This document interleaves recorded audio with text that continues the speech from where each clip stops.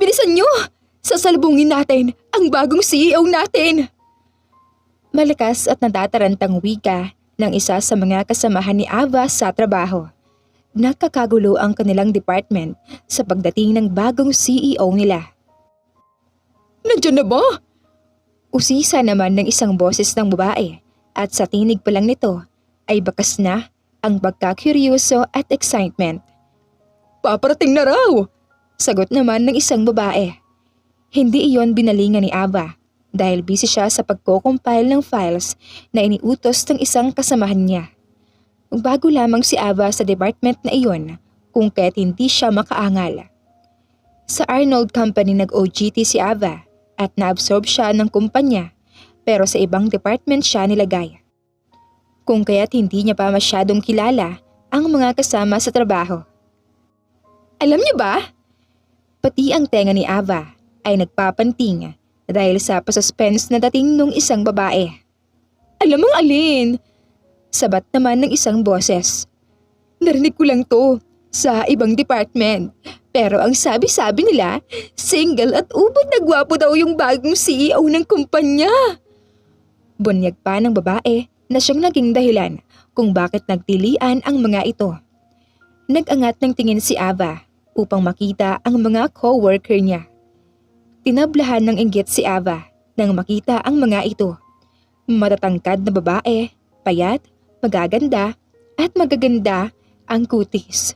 Hindi katulad niya na oversize, hindi pa maayos manamit at walang kaarte-arte sa katawan. Mula grade school hanggang sa pagtungtong ni Ava sa college, lagi na siyang nabubuli dahil sa kanyang size. Malaking babae talaga siya at tahimik lang din. Hindi siya gumaganti o nagsusumbong kapag nabubuli siya. Ang mga magulang niya naman kasi ay walang pakialam doon. Lagi lang sinasabi na umiwas siya sa mga nambubuli sa kanya. Kinikimkim lang ni Ava ang lahat ng mga physical at emotional na pambubuli ng mga kaklase at schoolmate niya dati. Napaigtad si Ava nang dumapo sa kanya ang tingin ng isang kasamahan niya at sinamaan siya ng tingin nito. Nahihiyang yumuko si Ava at binalik ang atensyon sa tinatrabaho. Nangangalay na ang kamay ni Ava at halos magdikit na sa kanyang paningin ang mga letters sa monitor nang pumasok ang head ng kanilang department at tinawag ang kanilang atensyon sa pamamagitan ng pagpalakpak ng kamay nito sa ere. Okay, tigil muna sa mga ginagawa nyo. Lumabas ang lahat para salubungin ang bagong CEO ng kumpanya. Sumunod kagad kayo. Anito at ang mga kasama ni Ava sa trabaho ay nagkanya-kanya namang bunot sa mga makeup at lipstick, especially ang mga babaeng kasama niya. Sinilip lang ni Ava ang sarili sa maliit na salamin na nasa cubicle niya bago siya tumayo at sumunod sa labas. Nasa huli si Ava kasi alam niya naman na hindi rin siya napapansin ng mga kasama niya. Ayaw niya sanang lumabas, kaso kibago-bago lamang niya. Ayaw niyang magmatigas at mapagalitan. Gosh, excited na ako! Ani ng isang boses. Naiihi na nga ako eh! Sinundan naman iyon ng isang tinig. Sana lang mapatpad sa department natin ang bagong boss, no? Bulong pa ng isa, kaso lang naririnig din naman ni Ava. Bumuntong hininga na lang si Ava at inayos ang kanyang suot na long sleeves at ilang sandali lamang ay naghalo-halo na ang mga bulong-bulungan sa paligid ni Ava nang dumating na ang kanilang bagong CEO. Nais mang sumilip ni Ava sa kanilang bagong boss, kaso natatabunan naman siya ng mga kapwa-employee. Good afternoon, sir! Good afternoon, sir! We're glad na nandirito na po kayo. Ilan lamang yan sa mga naririnig ni Ava mula sa kanyang mga kapwa-employee. Matapos iyon ay bumalik naman na sila sa kanilang trabaho na hindi man lang nakita ni Ava ang bagong boss. Ah, grabe! Ang gwapo ni boss! Paungol naman na wika ng isang babae.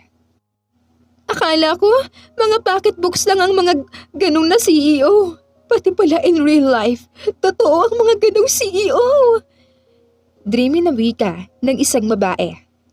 Akala ko nga kanina, malulustre ang panty ko sa dating ni boss. Eksaherado naman na ibang boses ng babae. May girlfriend na kaya ang boss natin? Usisa naman ng isang babae. Hopefully, wala naman.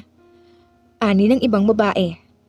Ang mga kasamahang lalaki ni Ava sa trabaho ay napailing na lamang sa mga naririnig mula sa mga babaeng kasamahan. Bumalik na nga kayo sa trabaho nyo! Awat na ng isang lalaki na kasama nila Ava sa kanilang department. Tila naririndi na rin ito sa mga pinag-uusapan ng mga kasama niya. Tumahimik ka nga dyan, Carlo! Angil naman ng isang babae sa lalaking nag-angal sa ingay ng mga babae. Ang iingay nyo! Kaya kayong tumahimik!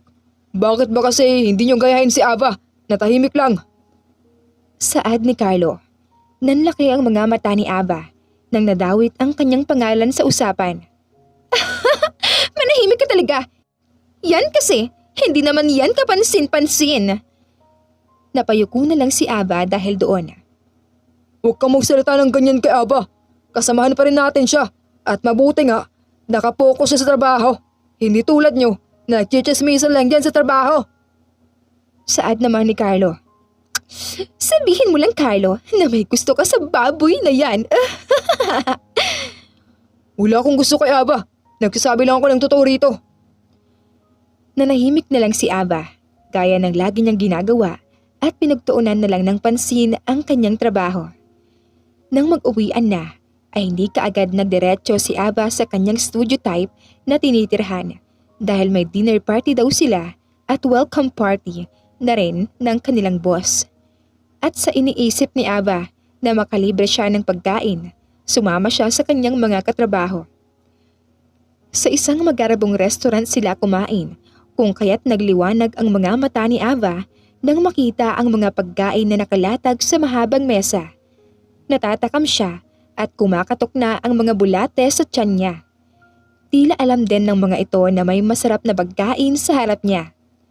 Hindi na malaya ni Ava ang pagdating ng kanilang bagong boss, si Stephen Arnold, sa restaurant dahil abala siya sa paglamon. Nasa dulong parte ng mesa si Ava, kumakain.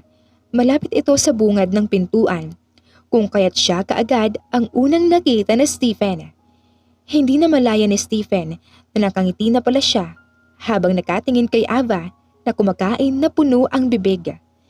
Ang bilog nitong muka ay mas bumilog pa lalo dahil sa puno nitong bibig. Kumunot ang noo ni Stephen dahil hindi niya nakita si Ava sa kumpanya nang dumating siya kanina. Amused na amused si Stephen habang nakatingin kay Ava nang kinalabit siya ng kanyang lalaking assistant. Dito ang upuan niyo, sir. Anito at giniya siya sa kabisera. Halos ang lahat ay binati si Stephen, ngunit nagtaka siya nang hindi man lang siya binati ng babaeng kumakain sa dulo ng mesa, si Ava. Panay ang sulyap ni Stephen kay Ava, pero abala lang ito sa pagkain, in which tuwang-tuwa naman si Stephen habang nanonood. Napailing si Stephen nang mapagtanto ang ginagawa. Nakipag-usap at nakisama si Stephen sa mga trabahante ng kanyang kumpanya nang mapansin niyang tumayo si Ava. Pumunta ito ng CR. Nagbanyo si Ava nang maramdaman niya ang pagtawag ng kalikasan sa kanya. Papansin ka talaga no? Palabas na sana si Ava ng girls' comfort room nang sumalubong sa kanya ang dalawang babae. Ito ang mga kasamahan niya sa trabaho, sina Pearl at Belle. Ha? Garalgal ni Ava sa pagtataka. Ba-inosente ka pa at tahimik? Pero may katiparin ka palang tinatago. Asik ni Belle kay Ava. Nagpapapansin ka ba kay Sir Stephen? Segunda ni Pearl. Ha? Sinong Stephen? Gulat na wika ni Ava dahil hindi niya kilala ang tinutukoy ng mga ito. Ang boss natin, Ava. Ang bagong boss ng company. Belle pointed. Hindi ko kilala. Hindi ko nakita kanina ang boss natin. Kaya hindi ko alam kung anong kinagagalit niyo sa akin. Sumamo ni Ava. Ayaw niya ng gulo. Ayaw niya kasi alam niyang dehado siya sa mga ganon. Talaga? Bakit? Panay ang sulyap ni Sir sa'yo kanina. Duda ni Pearl at pinag-cross ang braso nito sa harap ng dibdib. Mas nadepin na tuloy ang malulusog nitong dibdib. Hindi ko alam, giit ni Ava. Siguraduhin mo lang, Ava, at ilugar mo rin ang mga balyeno mong katawan. May disgust na saad ni Belle kay Ava. Kahit na hindi na bago sa pandinig ni Ava ang sinabi ni Belle, nasasaktan pa rin siya doon. Akala niya, kapag nakapagtrabaho na siya at wala na sa school, ay wala nang bully. Wala nang tutukso sa kanya at pupuna sa kanyang size. Pero nagkakamali siya. Naiko na lang ni Ava ang ulo at hindi na nagsalita. Wounded na ang kanyang ego. At saka, huwag kang aasa na mapapansin ka rin ni Sir Stephen. Saad ni Pearl. Nais mang sagutin ni Ava si Pearl, kaso hindi niya na lang ginawa kasi siya pa ang magiging masama sa mga mata nito. Wala siyang balak magpapansin na hindi niya kilala ang kanilang bagong boss. Naiwan si Ava sa banyo at napatitig na lamang siya sa refleksyon niya sa salamin. Gusto niyang magbawas ng timbang, kaso kapag nasa habag na siya, nawawala na ang kagustuhan niyang iyon. Pinunasan ni Ava ang luhang lumanda sa kanyang pisngi at ngumiti. Kaya mo yan, Ava. Nakayanan mo nga ang mga bully sa high school at college. Ngayon pa kaya? Fighting. Pampalubag loob na saad ni Ava sa sarili, kahit na siya mismo ay ubos na. Huminga ng malalim si Ava bago nagpa siyang lumabas ng comfort room. Kaso, napatalon siya nang may sumalubong sa kanyang isang maskulado at malaking lalaki. Si Stephen, ang bagong CEO ng kanyang pinagtatrabahuan. Napapasok sa comfort room ng mga lalaki. Magkatabi lang kasi ang dalawang banyo. Napaatras si Ava at halos mawalan ng balanse sa katawan dahil sa pagkagulat. Pero kaagad namang nahuli ni Stephen ang bewang ni Ava at kumuha ng suporta si Stephen sa hamba ng pinto upang huwag silang tuluyang matumba ni Ava. Tila umakyat ang lahat ng dugo ni Ava sa kanyang muka at nagkabuhol-buhol ang dila dahil hindi siya makapagsalita. Nakatingin lang siya sa gwapo at makinis na mukha ni Stephen. Naamoy ni Ava ang mint galing sa bibig nito at ramdam niya sa kanyang mga fats ang tigas ng braso nitong nakayakap sa kanyang malaking bewang. Are you okay? Tanong ni Stephen at doon lang natauhan si Ava. Nagkukumahog si Ava sa pagtayo ng maayos at inayos ang suot. Sorry. Hindi ko po sinasadya. Yukong saad ni Ava. Ayos lang, miss. I'm partly at fault din naman. Ginulat yata ka na. By the way, I'm Stephen. Ani Stephen at inilahad ang kamay kay Ava. Napatingin si Ava sa nakalahad na kamay sa kanyang harapan at tiningala si Stephen. Muntik nang lumuwa ang mata ni Ava nang mapagtanto niyang boss niya ang kaharap niya. Sir, sorry po. Muling litanya ni Ava nang mapagtanto ang kanyang pagka-clumsy sa harap ng amo. Si Stephen naman ay hindi napigilan na hindi humawak sa balikat ni Ava dahil natataranta ang babae. Hindi alam ni Stephen kung ano ang dapat niyang gawin, kung kaya't hinawakan niya lamang ang balikat ni Ava. Again, it's fine, miss. What's your name? Naiangat ni Ava ang ulo. Si Santeño po ba ako? Garalgal ni Ava.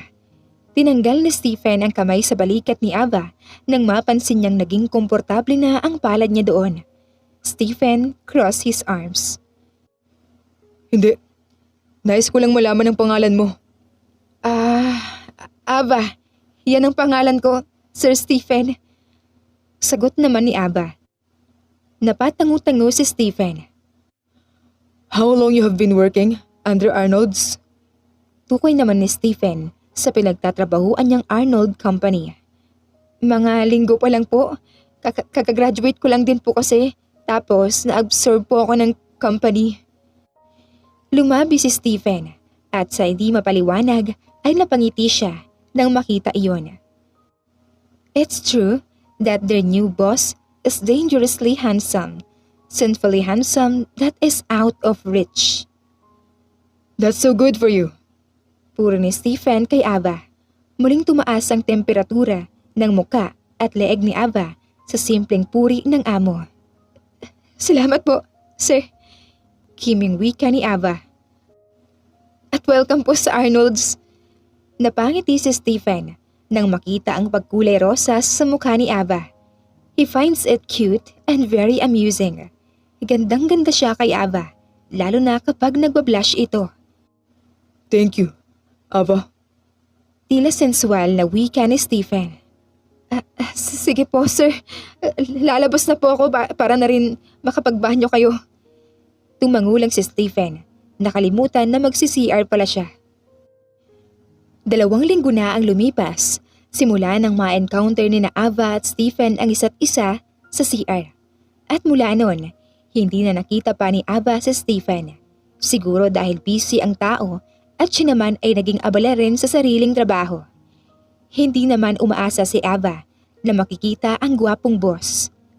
Pero sa mga nakaraang araw ay naging laman ng kanyang isip ang amo. Siguro dahil iyon ang unang beses na humanga siya sa isang lalaki. Marami na siyang nakita na lalaki. Marami na siyang gwapong lalaking nakita. Kaso, kay Stephen lang siya nagkaganon. Na pati sa kanyang pagtulog ay napapaginipan niya ang mukha nito.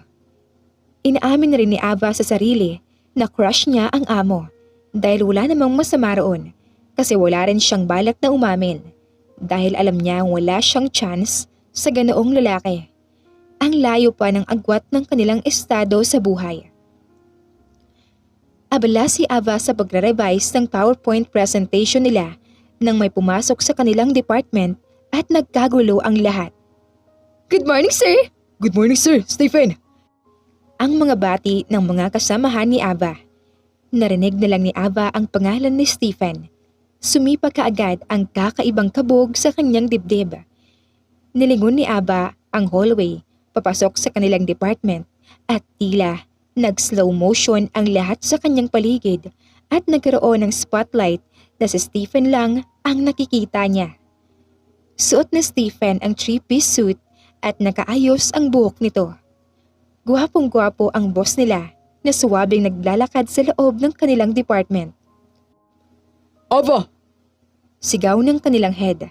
Napaigtad si Ava nang marinig ang malakas na pagtawag ng kanilang head sa kanya. Sir, bakit po? Nagkukumahog sa pagsagot si Ava. Nilapitan ng kanilang lalaking head si Ava. Nasaan na ang PowerPoint na pinaparevise ko sa'yo? May diin at nagpipigil na wika ng kanilang head kay Ava. Sir, hindi pa po tapos. Bago pa lang kasi iyon ibinigay kay Ava. Pagkarating niya lang sa kanyang cubicle. Ano?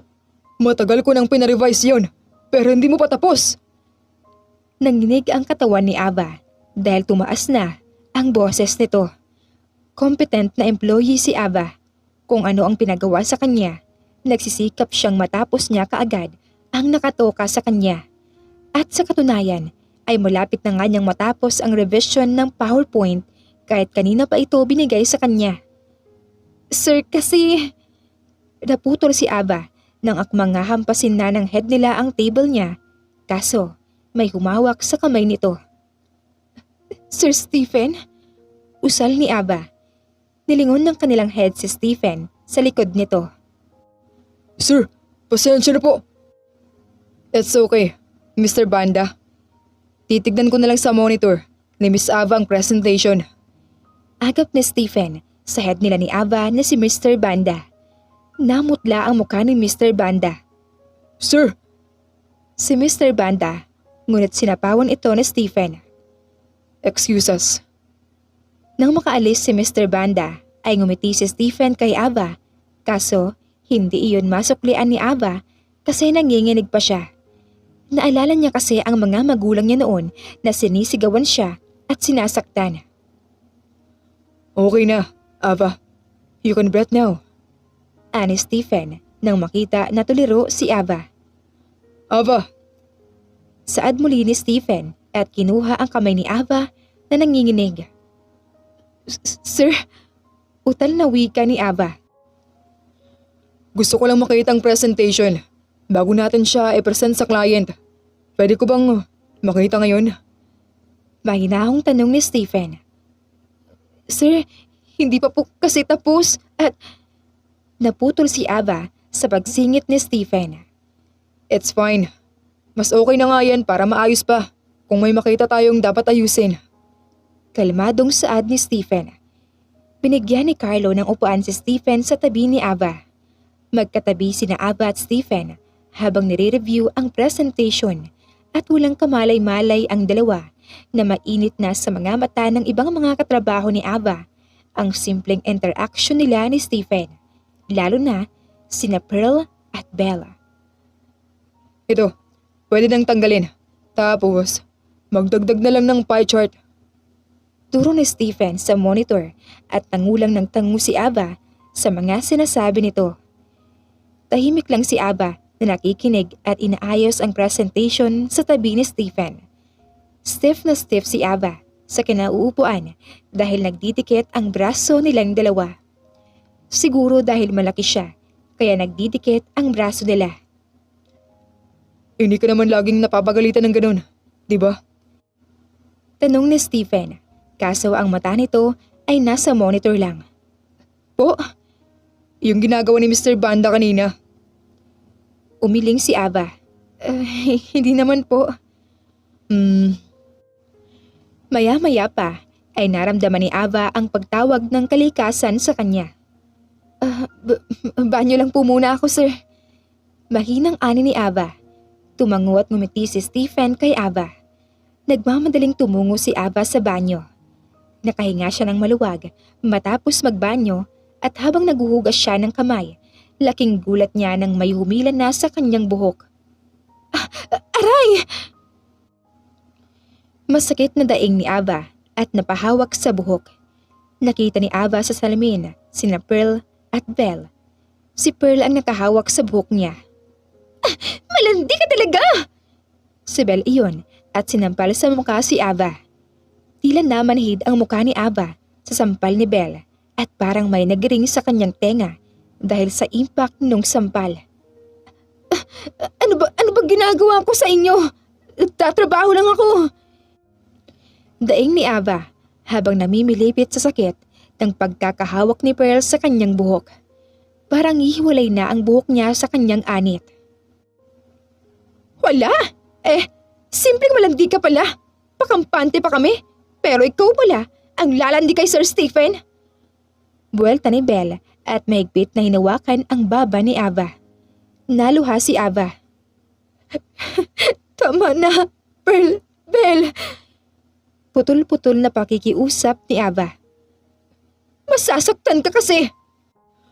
Anong nangyayari dito? Ang dumadagundong na boses ni Stephen ang nagpabitiw kay Pearl at Belle sa pagkakahawak nila kay Ava. Malakas na bumagsak ang katawan ni Ava sa tiles ng banyo. Sir? Sir Stephen? Sabay na wika ni na Pearl at Belle. Kapwa na nalaki ang mga mata habang nakatingin kay Stephen na nandidilim ang muka. Get out! Lumabas kayo! Bulyaw ni Stephen nang akmang lalapit sa kanya sina Pearl at Belle. Nangingiyak na lumabas ng banyo ang dalawa.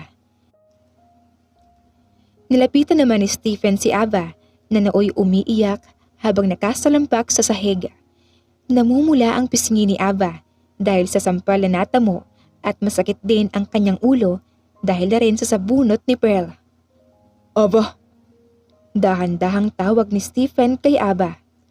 Mabilis na pinunasan ni Ava ang pisngi at tatayo na sana nang hawakan ni Stephen ang kamay niya. Sir, may tatapusin pa akong revision. Natapos ko na. Po, Umuwi ka na muna. I will to those ladies who harass you. Ikaw, magpahinga ka. pero sir, Huwag kang mag-alala. Walang ikakalta sa sweldo mo. Ako nang bahala. tumango si Ava kay Stephen bago siya nito tinulungang makatayo. Tahimik lang silang dalawa na lumabas at naghiwalay din ng landas dahil si Stephen ay babalik na sa opisina niya. Kinausap ni Carlo si Ava kung ano ang nangyari, pero walang nilabas na detalye si Ava kay Carlo. Hanggang sa lumabas na si Ava sa building at nag-abang ng masasakyan pa uwi sa kanyang studio. Ang waiting shed ay nasa tapat lang din ng kumpanya. Ilang minuto ang lumipas pero wala pa ring dumadaan na bus o jeep na dumadaan sa kanyang studio type na kondo. Ayos lang din iyon kay Ava kasi ayaw niya munang magmukmok sa kanyang studio. Kinuha ni Ava ang telepono at magagrab na lang sana siya. Tutal, ayaw niya namang umuwi at nais niya munang magpahangin. Kaso, may silver na kotse na huminto sa harap niya. Unti-unting bumaba ang salamin ng kotse at doon nakita ni Ava ang boss na si Stephen. Naka-long sleeves lang ito ngayon. Sir? Sir Stephen? Hatid na kita, Ava. Huwag na sir. Saad ni Ava, sabay iling. I insist. Giit ni Stephen. Sir, magpapahangin pa po ako. Hindi pa po ako makakauwi sa tinutuluyan ko. Tumango si Stephen. It's fine. I know a good place to unwind. Pilit ni Stephen. Ngumuso si Ava bago tumingin sa paligid at tumango kay Stephen. As Ava stepped inside the car, sumalubong kaagad sa kanya ang panlalaki at lemon na amoy ng kotse ni Stephen. Nakakagaan iyon sa pakiramdam para kay Ava. Sinuot na ni Ava ang seatbelt at tinayaan na lamang ni Stephen kung saan man siya nito dalhin. May tiwala naman siya sa kanyang boss. Okay lang ba sa'yo na lumabas tayo ng konti sa metro? Maya-maya ay tanong ni Stephen kay Ava. May pasok pa tayo bukas, sir? I know. Don't worry about that. Sagot ni Stephen at nginitian si Ava. Muntik namang makapa ni Ava ang dibdib dahil sa pagsipa nun, bunga na nga isang ngiti ni Stephen. Matapos ang mahaba-habang biyahe ay tumigil na rin ang kotse. Nandito na tayo. Anunsyo ni Stephen at kinalas ang seatbelt. Napatingin si Ava sa labas at nagningning ang kanyang mga mata nang makita ang paligid. Lumabas si Ava at napatakbo sa railing ng daan at dilanghap ang simoy ng dagat. Ang ganda rito, sir! Masayang wika ni Ava. Sumasabog ang kanyang wavy black hair sa ere. Lumaki ang ngiti ni Stephen nang makita ang mga ngiti sa labi ni Ava. Seeing Ava with a wide smile across her lips makes him felt happy too for the girl. Tinabihan ni Stephen si Ava at humawak din siya doon sa railings. Pinagmamasdan ang kalmadong dagat at ang paminsan-minsang hampas ng maliliit na alon sa ibaba.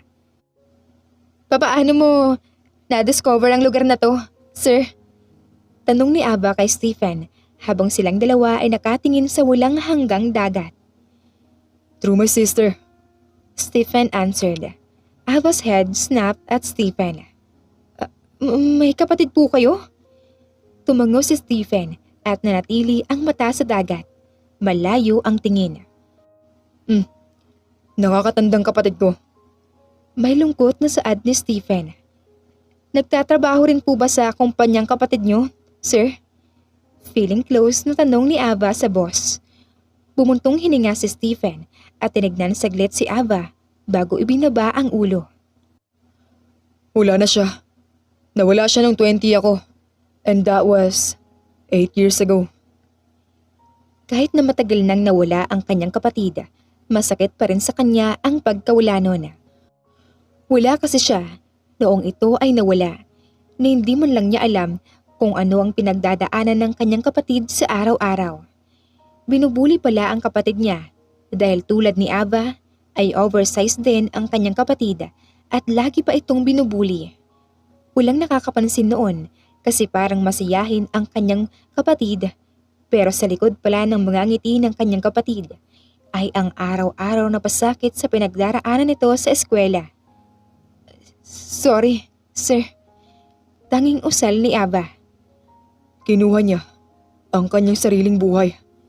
Hindi naman alam. Hindi ko alam. Akong laging kasama ni ate noon. Pero hindi ko naramdaman ang mga torment niya. Wala akong nagawa. Saad ni Stephen na tila may pagsisisi sa kanyang sarili. Hindi alam ni Ava kung papaano i-comfort ang boss kaya lumapit lang siya rito at niyakap. Naistatwa si Stephen sa biglang pagyakap ni Ava sa kanya. Pati si Ava ay gulat din at kakalasta sana sa yakap nang yumakap pabalik si Stephen sa kanya. Yumakap si Stephen ng mahigpit kay Ava. Hindi ko alam kung anong sakit ang dulot ng pagkawalan ng kapatid mo sa'yo, sir. Pero nakikiramay po ako sa sakit. Thank you, Ava. Sagot ni Stephen at nanatiling nakayakap kay Ava. Nakwento ni Stephen ang nangyari kay Ava at si Ava naman ay taimtim na nakikinig dito. Somehow, nakuha na niya kung bakit ganoon na lamang ang concern ng boss sa kanya. Nakikita pala nito ang kapatid sa kanyang katauhan. Ilang beses na rin pong pumasok sa isip ko na kunin yung buhay ko. Kaso, naiisip ko po ang mga magulang ko. Hindi po perpektong mga magulang ko. At minsan nangihingi na ako ng atensyon mula sa kanila. Pero mahal ko po sila. Nais ko pong ipakita sa kanila na kahit ganito ako, may kaya pa rin ako. May pagmamalaki po ako, maliban sa malaking katawan ko. Tinawanan iyon ni Ava, kaso may lungkot pa rin sa boses nito. I will help you, Ava. Ani Stephen at kinuha ang kamay ni Ava. Ay, wag na sir. Okay na po ako na. Nakakausap po kita ng ganito. Boss po kasi kita at isang karangalan po ang makausap ka ng ganito. Muntik pang maamin ni Ava sa boss na crush niya ito. Ava, I'm not doing this dahil nakikita ko ang kapatid ko sa'yo. Ginagawa ko to kasi itong bagay na hindi ko nagawa sa kapatid ko noon. Si Stephen at dahil doon, nagtuloy-tuloy ang pagkakaibigan na Stephen at Ava. Sa loob ng kumpanya, employee-employer ang kanilang tingin sa bawat isa. Pero pag nasa labas sila, ay magkaibigan sila. Ang aga mo! Si Ava nang dumating si Stephen sa building kung nasaan siya nakatira. Alam na kasi ni Stephen kung saan siya tumutuloy nang ihatid siya nito ng isang beses. Noong nanggaling sila sa pag-unwind nila, naka-leggings na si Ava at shirts, handa na sa jogging nila ni Stephen. Si Stephen naman ay naka-shorts, puting t-shirt at sports shoes. It's always 5:30 in the morning. Ganito ang tamang pag-jogging dahil hindi pa mainit. Dito ba sa neighborhood namin tayo magja-jogging? Tanong ni Ava kay Stephen at tumingin sa paligid na tahimik pa lamang. Sa ulo mo ba ang lugar? Balik namang tanong ni Stephen kay Ava. Umiling ang babae. Okay lang ba sa'yo? Nasa neighborhood namin? Okay lang na ron tayo?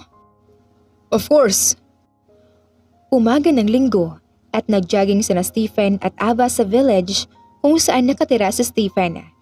Nabanggit kasi ni Ava kay Stephen na nais niyang pumayat at bilang mabuting kaibigan ay nagbolontaryo si Stephen na tulungan si Ava. At itong jogging ay isa sa kanilang itinerary para sa Oplan pumayat si Ava. Tigil muna tayo. Hapong wika ni Ava at napahawak sa bewang at saka kumuha ng hangin. Water? Offer ni Stephen kay Ava pero winasiwas lang ni Ava ang kamay kay Stephen. Hindi pa mahaba ang natakbo nila pero panay na ang tigil ni na Stephen at Ava. Ang bagal pa ng pacing nila kasi hinihintay at iniintindi rin niya si Ava na siyang kakasimula pa lamang.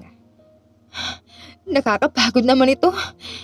Reklamo ni Ava kay Stephen.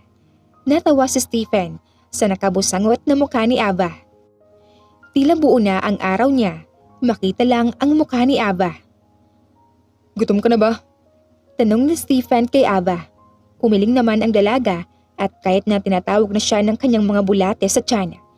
Ginamit ni Ava ang kamay na pamaypay sa sarili. Ngunit ilang sandali pa lang ang nakakalipas matapos umiling ni Ava ay tumunog naman ang tiyan niya. Napahawak si Ava sa kanyang fatty na tiyan at sa kahilaw ng umiti kay Stephen. Tigil na tayo. Gusto mo bang kumain? Ayon na Stephen kay Ava. Fast food tayo. Gusto mo? Ayaw, wala ba tayong ibang makakain maliban sa mga fast food? Wala pang masasarap na kainan na ngayon na nakabukas eh. Ani Stephen at tumingin sa paligid bago muling binalik ang mga mata kay Ava. What if, sa kondo ko, malapit lang siya rito. Lulutuan kita. Alok ni Stephen kay Ava. Bahagyang nanlaki ang mga mata ni Ava sa alok ng boss niya. Pwede yun, sir? Of course. Umawang ang labi ni Ava pagkapasok sa kondo ni Stephen. Minimalist ang tema ng kondo nito at ang sarap sa mata tignan. Hindi masakit sa mata ang kulay at sobrang linis. Sobrang laki rin at nasa tuktok ng tower na kanilang pinasukan. Pwede kang magbanyo kung gusto mong magbihis o maligo. Diyan ang common bathroom. Turo ni Stephen sa pinto ng banyo. Sige sir. Garalgal naman na wika ni Ava. Ngumisi si Stephen at ginalo ang buhok ni Ava. Silly, wag mo akong tawaging sir kapag tayo lang dalawa. Pwedeng Stephen na lang ang itawag mo sa akin. Ngumuso si Ava at tinuro ang banyo. Sige, banyo muna ako sir. Ay, Stephen pala. Ani Ava at saka nagmamadaling tumungo sa banyo upang itago ang pamumula ng kanyang muka. Impet na napatili si Ava nang makapasok sa banyo. Humarap siya sa malaking salamin ng banyo at kita niya ang pamumula ng kanyang buong muka. Beef steak ang niluto ni Stephen para kay Ava. Is it good? Tanong ni Stephen kay Ava nang sumubo ito sa hiniwang steak. Ngumaya muna si Ava at ninamnam ang karne sa bibig bago sumagot kay Stephen. Napa-thumbs up si Ava kay Stephen. Salamat po rito sir. Ang sarap niyo po palang magluto. Dagdag ni Ava habang kumakain. Hindi mawala sa mga labi nito ang ngiti. Walang nagluluto sa akin nung nasa ibang bansa ako. Kaya ako natutong magluto para sa sarili ko. Kwento naman ni Stephen kay Ava. O nga po pala. Sa ibang bansa po pala kayo na malagi, no? Si Ava naman na siyang kinatango ni Stephen. Masaya silang nagkukentuhang dalawa sa naging buhay ni Stephen sa abroad. Hindi rin maipaliwanag ni Stephen kung bakit open na open siya kay Ava. Hanggang sa umabot ang kanilang usapan sa kanilang offline, pumayat si Ava. Sa tingin mo ba talaga Sir Stephen, may chance na lumiit pa tong katawan ko? Si Ava na tila nawawalan ng pag-asa. Of course, proper diet and exercise lang. Pero kung gusto mo, pwede ka tang ipakonsulta sa diet expert. Ngumuso si Ava. Papaano yan? Kapag tapos na ako sa exercise, ang sarap namang kumain. Ngumiwi si Ava. Gusto mo ba talagang pumayat? Tanong ni Stephen kay Ava. Nagkibit ng kanyang balikat si Ava. Hindi rin alam ni Ava kung bakit siya nagpapapayat bigla. Siguro, ayaw niya na lang na nabubuli siya dahil sa kanyang size. Iyon kasi ang laging nakikita ng mga tao na ipuna sa kanyang sarili. You know what, Ava? You can be beautiful. Kahit ganyan ang size mo. You can be beautiful in your own way. Kung ayaw mo talagang pumayat o hindi mo kaya, walang kaso yun. Learn to love yourself. Learn to accept yourself. Kasi kapag minamahal at tanggap mo kung ano ka, hindi ka na maapektuhan sa mga sinasabi ng ibang tao sa'yo. Kasi kung pumayat ka man o hindi, may makikita talaga ang ibang tao sa sarili natin. Pero kapag ganun, hindi na tayo magkakasama sa labas, sir. Hindi na tayo makikita sa labas kapag tumigil na ako sa plano kong pumayat. Ngumisi si Stephen. We're no friends, Ava. We can hang out sometime. Hindi magbabago kung ano man ang nabuo nating relasyon. Dahil lang sa titigil na tayo sa plano nating pumayat ka. Sa mga araw, naging magaan naman ang araw ni Ava. Though, may mga nambubuli sa kanya sa kanyang workplace. Gumana naman ang payo ni Stephen sa kanya. Oo, nasasaktan si Ava, kaso mas pinili niyang maging matatag. At gaanoon rin naman sina Ava at Stephen. Nagpatuloy ang kanilang pagkakaibigan. Pwede bang tumabi? Nagulat si Ava nang isang araw ay lumapit sa kanya si Carlo. Kadalasan kasi ay mag-isa siya sa table at walang gustong tumabi sa kanya.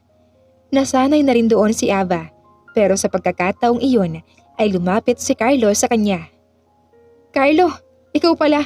Oo naman, upo ka. Okay ka lang ba sa trabaho? Hindi ka na ba inaaway o inaapay nila Pearl at Belle? Si Carlo habang nagla-lunch silang dalawa sa cafeteria ng Arnold Company. Ganun pa rin, pero hindi na malala. Paranig na lang at hindi ko naman pinapansin. Titigil din naman siguro sila kapag napagod na. Tumawa na rin si Ava. Napatango-tango si Carlo. Masaya ako para sa'yo, Ava. At kung kailangan mo ng tulong, nandito lang ako ha. Tutulungan naman kita kahit ano pa yan. Saysay ni Carlo. Tumango si Ava. Tatandaan ko yan, Carlo. Nang gumabi, ay inaya ni Carlo si Ava na kumain sa labas. Sa katunayan, ilang beses nang niyayaya ni Carlo si Ava na mag-dinner kapag tapos na sila sa trabaho. Kaso, laging tinatanggihan ni Ava ang offer ni Carlo. Kaya sa pagkakataong iyon, pumayag na si Ava. Iniisip ni Ava na masyado siyang pakipot, si Carlo na nga lang ang lalaking nakikitungo sa kanya ng maayos sa kanilang department. Ava, go tayo ngayon. Si Carlo nang mahabol nito si Ava sa tapat ng nakasarang elevator. Pinindot ni Ava ang arrow down ng elevator bago sinagot si Carlo. Binigyan ng isang ngiti ni Ava si Carlo. Oh, basta saglit lang. Gusto ko na rin kasing magpahinga ng maaga. Okay lang ba? Bumukas ang elevator at sabay na siniksik ni Ava at Carlo ang katawan sa loob ng elevator na maraming sakay. Uwian na kasi kaya ganon. Sure, walang problema yan sa akin, Ava. Saad naman ni Carlo at nagsara ang elevator. Tahimik ang lahat sa loob ng elevator at nang makababa ay inabot ni Carlo ang kamay ni Ava. Nagulat si Ava sa biglaang naging aksyon ni Carlo pero kaagad niya namang natago ang gulat na rumihistro sa kanyang muka. Hintayin mo ako sa labas ng kumpanya. Dala ko ang kotse ko. Wika ni Carlo kay Ava. Nang mapansin ni Carlo na nakatingin si Ava sa kanyang kamay na nakahawak dito, binaba niya ang kamay at nagkamot sa kanyang batok. Sorry. Hinging paumanhin ni Carlo. Okay lang. Sige, hihintay na kita sa labas. Putol-putol na saad ni Ava. Sige, kunin ko lang ang kotse ko sa parking lot. Ang tinutukoy na parking ni Carlo ay nasa ground floor ng Arnold Company at ang parking lot ng kumpanya ay ilang palapag din. Lumabas si Ava na yakap-yakap ang kanyang shoulder bag. Tahimik na nakatayo si Ava sa labas ng pinagtatrabahuan at tumingin sa makulimlim na langit. Mukhang uulan. Nang may tumigil na kotse sa harap ni Ava, akala niya ay si Carlo na iyon, ngunit napatda siya nang makilala ang kotse. Sa kanilang boss iyon, kay Stephen. At nang hindi nagkamali si Ava, nang bumaba si Stephen mula sa kotseng tumigil sa kanyang harapan. Sir? Huni ni Ava nang lumapit si Stephen sa kanya. Uuwi ka na. Ihahatid na kita. Mukhang uulan. At baka maabutan ka ng ulan kung maghihintay ka pa ng masasakyan. Si Stephen at bubuksan na sana ang front seat ng kotse. Hindi pa ako uuwi, sir. Nasa labas tayo ng kumpanya, Ava. Nasa vicinity pa rin po tayo ng kumpanya niyo. Katwiran naman ni Ava. At napansin ang ilang mga trabahante na nakatingin sa kanila ni Stephen. Humigpit ang panga ni Stephen. We're friends. Alam ko, sir.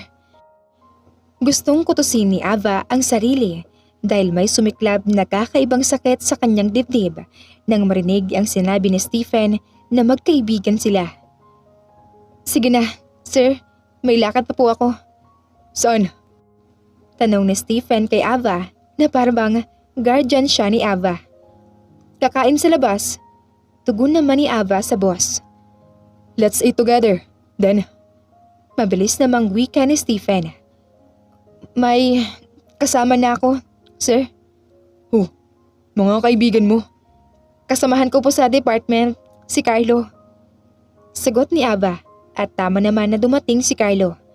Bumusina si Carlo at binaba ang salamin ng kotse upang makita ng maayos si Ava na kausap ng boss.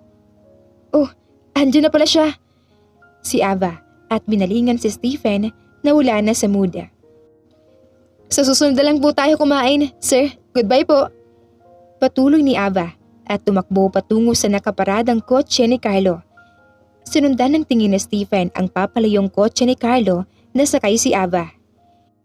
Hindi namamalaya ni Stephen ang paghigpit ng kanyang mga kamao. He hates it. The sight of Ava having another guy around her aside from him. He sounded possessive over Ava. Kahit na magkaibigan lang sila, kagaya ng kanyang sinabi kanina. Pero batid ni Stephen na may higit pang rason kung bakit naiinis at galit siya sa puntong iyon. Napamura si Stephen at saka sinipa ang gulong ng kotse bago umikot sa driver's seat at pinahururot ang kotse. Ano palang pinag-usapan niyo na Sir Stephen kanina, Ava? Tanong ni Carlo kay Ava at saka nito pinaandar ang kotse. May tinanong lang tungkol sa trabaho. Sagot ni Ava at diretso lamang ang mata sa daan na tinatahak ng kotse ni Carlo. Pero pansin ko na close kayo ni Sir Stephen. Hindi naman, mabait lang si Sir Stephen. Carlo scoffed. Nakita kasi nito ang mga titig ni Stephen sa kanya kanina sa labas ng kumpanya at alam ni Carlo kung anong klaseng mga titig iyon. Parang titig ng lalaking naagawan ng laruan. Carlo smirked at the thought of Stephen's annoyed face. Tinignan ni Carlo si Ava na diretso lamang ang mga mata sa daan. Kasama ni Ava si Carlo sa kotse, ngunit ang kanyang isipan ay na kay Stephen. Iniisip ni Ava ang kanyang naging akto sa harap ni Stephen kanina. Nagdedebate ang isip at puso ni Ava kung tama ba ang ginawa kanina o hindi. Sinabi ng puso ni Ava na mali iyon, ngunit kasalungat naman nun ang sinabi ng kanyang utak. Sinasabi ng utak ni Ava na tama lang iyon kasi boss niya ito at siya ay empleyado lamang. Nagugustuhan na ni Ava ang boss na ang tingin lamang sa kanya ay kaibigan. Nais lamang na isalba ni Ava ang anumang sakit na idudulot ng pagtingin niya sa kanyang boss. Ava, nandito na tayo. Pukaw ni Carlo kay Ava na malalim ang iniisip at hindi man lang napansin na nakarating na sila sa dining kung saan nakapag-book si Carlo. Sorry. Usal ni Ava at kinalas ang seatbelt. Laglag ang panga ni Ava nang makita ang magarbong tinigilan na kainan. Akala niya sa fast food o street food siya iti-treat ni Carlo. Carlo, mahal yata rito. Alalang wika ni Ava habang pinagmamasdan ang mamahaling kainan. It's on me, Ava. Wala kang dapat na ipag-alala. Saka, matagal na kitang gustong ayain at ngayon mo lang ako pinaunlakan. I want the best. Ani naman ni Carlo at humawak na sa bewang ni Ava para igiya ang dalaga sa loob. Si Carlo na ang nag-order ng kanilang makakain at maiinom. Nahihiya si Ava na pumili sa mga pagkaing ang halaga ay pang 1 linggong konsumo niya. Habang hinihintay ang kanilang pagkain, nagtatanong si Carlo kay Ava tungkol sa high school life nito at pati na rin sa mga magulang niya. At bilang pagrespeto at galang na rin sa binata, sinasagot ni Ava ang mga tanong nito kahit hindi komportable sa iba, lalo na ang tungkol sa high school niya. Dahil wala naman siyang masyadong memories sa kanyang high school, maliban sa mga panlalait ng kanyang mga classmates. And when their food arrived, kumain silang dalawa at paminsan-minsan ay nag-uusap. Matapos kumain ay nag-excuse si Ava upang magbanyo. Nang bumalik si Ava ay inalok siya ni Carlo sa wine at bilang pagrespeto na lang din ay uminom si Ava ng maliit doon. Ngunit hindi batid ni Ava kung bakit umiikot na ang kanyang paningin at nang tignan niya si Carlo sa tapat niya ay para na itong lumulutang sa kanyang paningin. There is something sa kanyang ininom. Mama, usal ni Ava nang tumambol ang kanyang puso. May pinainom si Carlo sa kanya. Come here, Ava. Mukhang lasing ka na. Si Carlo at nilapitan si Ava. Inakay ni Carlo patayo ang pasuray-suray na katawan ni Ava. Akin ka ngayong gabi, Ava. Kay tagal ko tong hinintay. Pakipot ka kasi masyado. Pero ang bilis mong sumunod kay Stephen. Malademonyong usal ni Carlo. Gustong sumigaw ni Ava at humingi ng saklolo. Gusto na niyang umuwi kaso tila wala siyang kontrol sa katawan. Kumalat ang takot at kaba sa dibdib ni Ava. Nais niyang itulak si Carlo na inakay siya palabas ng kainan, ngunit wala siyang lakas. Nagpatianod na lang siya. Nang akmang ipapasok na ni Carlo si Ava sa backseat ng kotse, ay may biglang kumaklit sa braso ni Ava at walang ibang gumawa nun kundi si Stephen. Nang makuha ni Stephen si Ava mula sa kamay ni Carlo, binigay niya ang walang malay na si Ava sa security ng kinainang fine dining. At saka malakidlat na sinuntok si Carlo sa mukha nito. Minura ni Stephen si Carlo at hindi hinayaang makabawi si Carlo bago sunod-sunod na sinuntok hanggang sa bumagsak sa lupa. Tinadyakan pa ni Stephen si Carlo na hindi na mahitsura. Walang hiya ka. Talagang may masamang balak ka kay Ava. Mabuting sumama sa iyong tao. Tapos, may madilim ka palang plano sa kanya. Walang hiya ka. Galit na bulyaw ni Stephen kay Carlo at muling tinadyakan hanggang sa dumating ang ilang security at inawat na si Stephen dahil parang papatayin na nito si Carlo. Wag ka nang magpapakita sa akin. Hayop ka. Sa oras na ipakita mo tong mukha mo ulit sa akin, hindi na sa ospital at kulungan ang bagsak mo. Paglalamayan ka na. Diing banta ni Stephen kay Carlo at tatalikod na sana si Stephen nang marinig ang munting tawa ni Carlo. May gusto ka rin kay Ava. Ano? Nilandi ka rin? Nahulog ka rin? May plano ka rin? Naputol si Carlo nang suntukin ni Stephen ang mukha nito. May plano ako sa kanya, pero hindi katulad ng sayo. Hayop ka. Galit na asik ni Stephen at saka sinakay si Ava sa kotse. May dumating na pulis at dinala na si Carlo sa presinto. Tinawagan din ni Stephen ang kanyang abogado para ito na ang mag-asikaso. Si Ava naman ay dinala ni Stephen sa kanyang kondo. Nagising si Ava na mabigat ang ulo at sumasakit.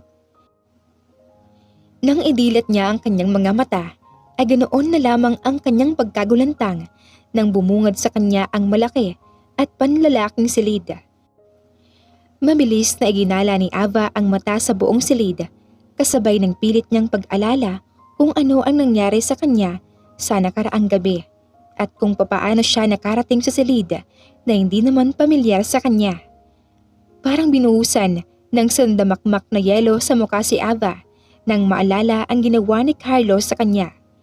Her heart thud against her ribcage erratically.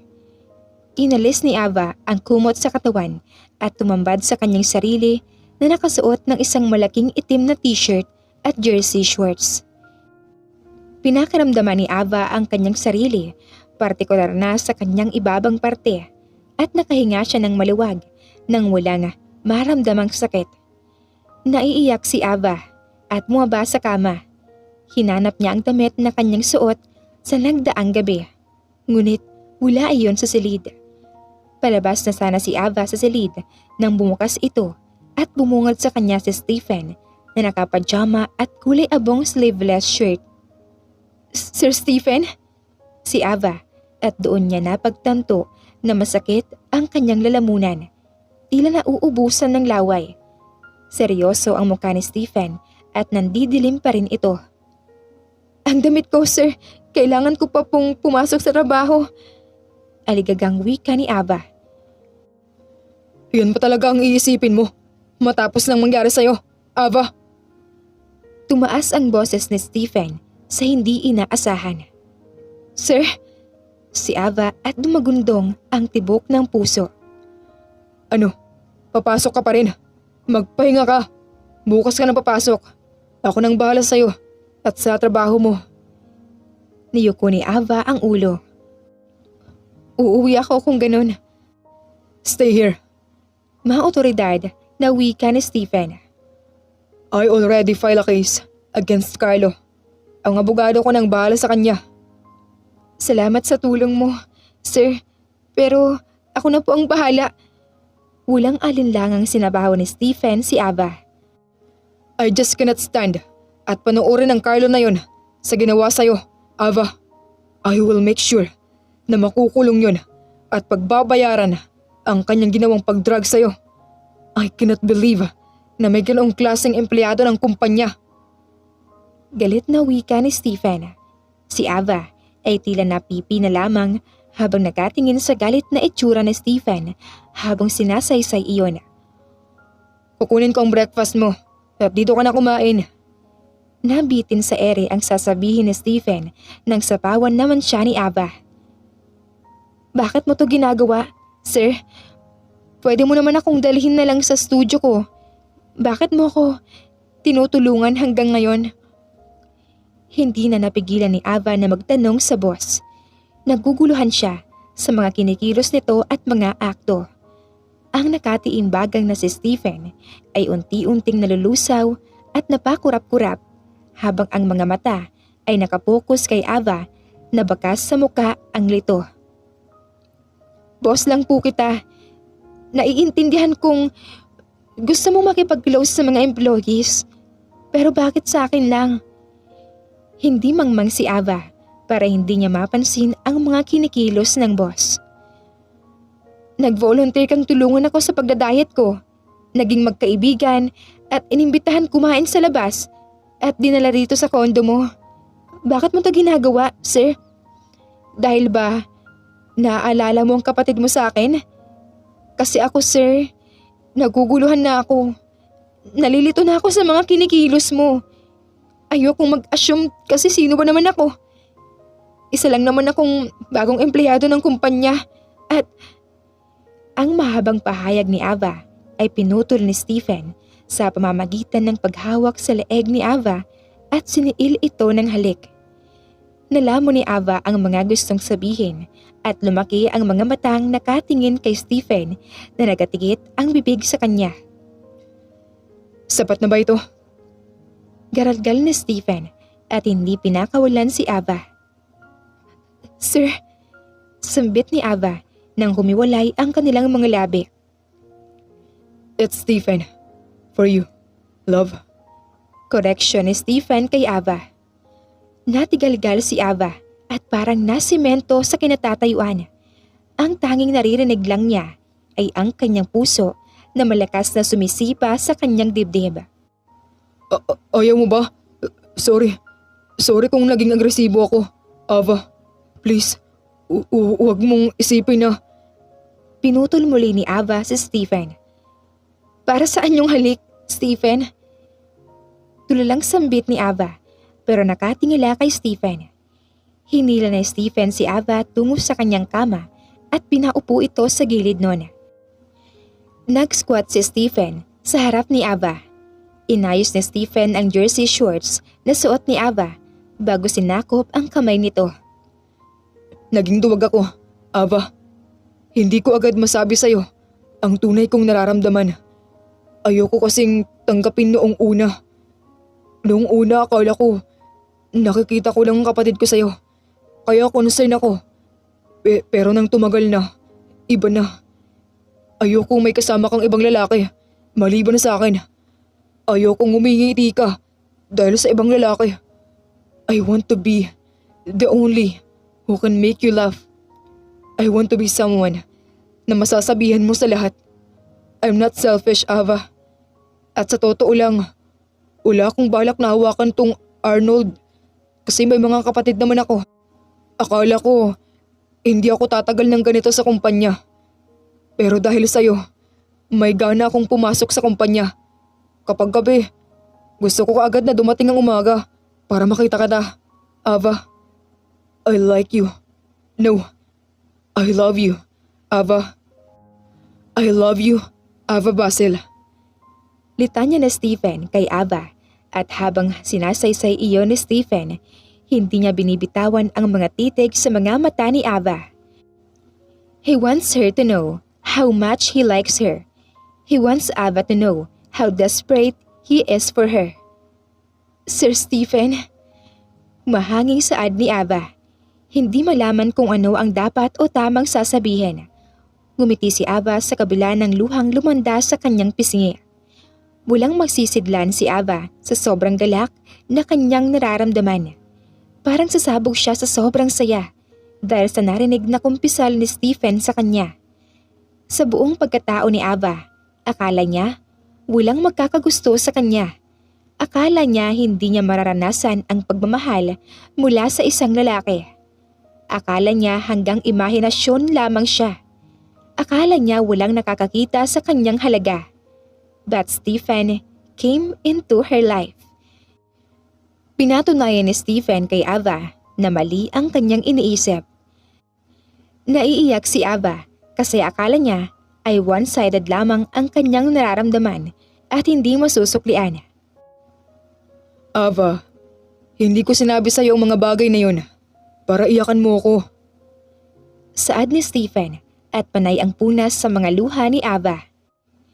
Ava clumsily wiped her tears using the back of her hands bago niya sinapo ang mukha ni Stephen gamit ang kanyang mga nanginginig na palad at saka hinagkan si Stephen. Napangiti si Stephen sa gitna ng halik ni Ava at saka niya tinulak si Ava sa kanyang kama at hinagkan palalo ang dalaga. Gusto mo ba ako? Kahit oversize ako? Tanong ni Ava kay Stephen na ngayon ay nahagkan ang kanyang malusog na balikat. Itinungkod ni Stephen ang kanyang kamay sa kama at tumitig kay Ava. Napakaganda sa mga mata ni Stephen ang itsura ni Ava na nasa kanyang ilalim ngayon. Awang ang labi ni Ava at namumula ang mga labi mula sa kanyang mga halik. Wala siyang nakikitang pangit o kapuna-puna sa itsura nito. Mahal kita. Kahit ano ka, Ava. Wala akong pake sa size mo. I love you. Every inch of you. Love. Madamdaming wika ni Stephen at humalik sa tungki ng ilong ni Ava. Kinawit ni Ava ang mga braso sa leeg ni Stephen at saka muling inatake ang mga labi ng binata. Akin ka na, Ava. Sambit na Stephen at hinubad ang t-shirt ni Ava. Mahal kita, Sir Stephen. Pag-amin ni Ava. Stephen smirked sexily. I know, love. And I love you more. Saysay ni Stephen at saka hinagkan si Ava na nauuhaw na rin sa kanyang atensyon. Napamura na lang si Stephen dahil ang kanyang ginagawa ngayon ay sa panaginip lang niya nararanasan. Ngunit sa oras na yon ay totoo na. Nanginginig siya habang pinapakiramdaman ang bawat anggulo at parte ng katawan ni Ava. I will take you now, Ava. Pwede ka pang umatras. Pwede mo pa akong pigilan. Saad ni Stephen kay Ava.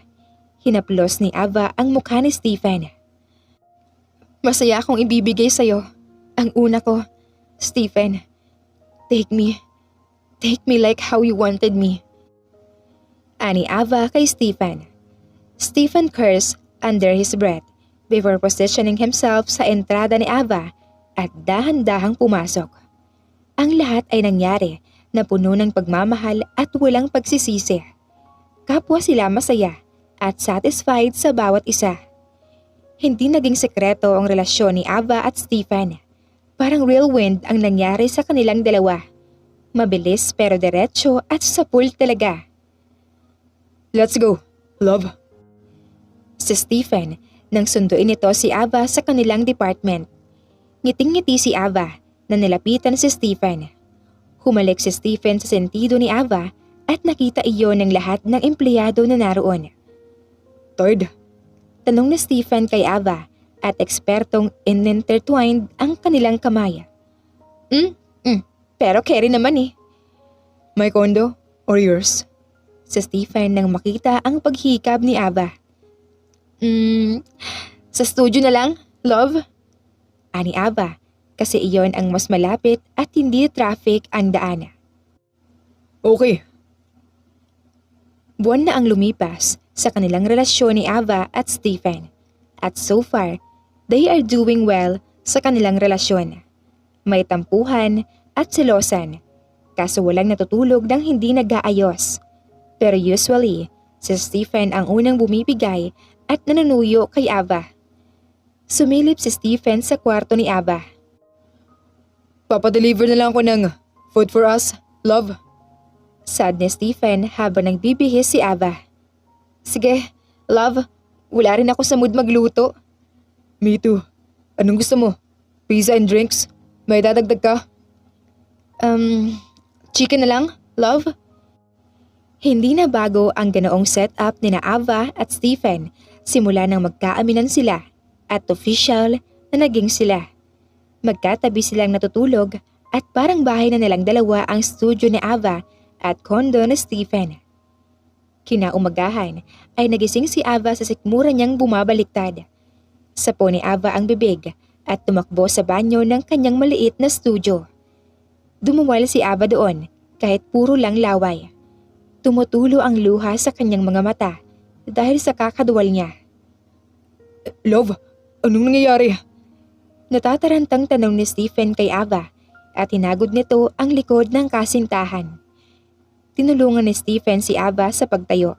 Inalalayan niya ang nobya kahit sa panghilamos at mumog nito. Ayos ka lang. Punta tayo ng ospital. Love, baka seryoso na yung pagduduwal mo. I'm worried. Alalang-ani ni Stephen kay Ava. Si Ava naman ay pagod na umiling. Pagod lang to, love. At baka hindi nagustuhan ng tiyan ko yung kinain natin kagabi. Ani naman ni Ava. Sa huli ay hindi muna pinapasok ni Stephen si Ava sa trabaho nito upang makapagpahinga. Si Ava naman ay naiwan sa kanyang studio at hindi mabalagay dahil hindi naman isang beses na nangyari ang kanyang pagduduwal. Dumadalas na rin ang kanyang pagkahilo. Kahit napagod si Ava, bumaba sa kanyang studio para bumili ng pregnancy test sa botika na malapit sa kanyang tinitirahan.